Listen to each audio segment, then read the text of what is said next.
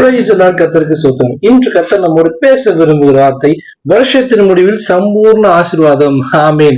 வசனம் என்ன சொல்றதுன்னா, ஆரம்பம் அற்பமா இருந்தாலும் முடிவு சம்பூர்ணமா இருக்கும். இந்த வருஷம் 2020 தொடங்கி அநேக நம்ம எதிர்பார்ப்போடு அநேக எக்ஸ்பெக்டேஷன், இந்த விஷயத்த ஆசீர்வாதம் வருமா அப்படின்னு சொல்லி அநேக ஜெபத்தோடு ஆரம்பிச்சிருப்போம். ஆனா அது நிறைவேறிச்சா பாதி நிறைவு இருக்கும், பாதி இல்லாம இருக்கும். ஆனா கர்த்தர் சொல்றாரு, இந்த வருஷம் முடியறதுக்குள்ள ஆசீர்வதிப்பேன்னு சொல்ல, பூர்ண ஆசீர்வாதம் சொல்ல, சம்பூர்ணமா எல்லாவற்றையும் நிரப்புகிற தேவன் உங்களுக்கு களஞ்சியங்களை பூர்ணமா நிரம்பும்படி எல்லா விஷயம் எந்தெந்த விஷயத்துக்கு எதிர்பார்த்திருக்கீங்களோ அந்த எல்லா விஷயத்திலையும் சம்பூர்ண ஆசீர்வாதத்தை கத்தரப்படுறாரு.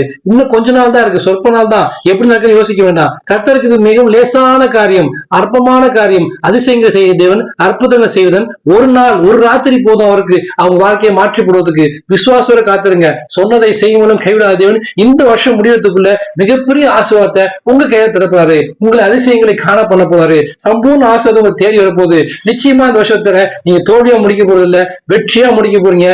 சாட்சியோட புது வருஷத்துல கடந்து போறீங்க. விசுவாசத்தோட பெற்றுக் கொள்ளுங்கள். இந்த வருஷம் சம்பூர்ண ஆசீர்வாதம் உங்களை தேடி வரும். ஆமென். God bless you.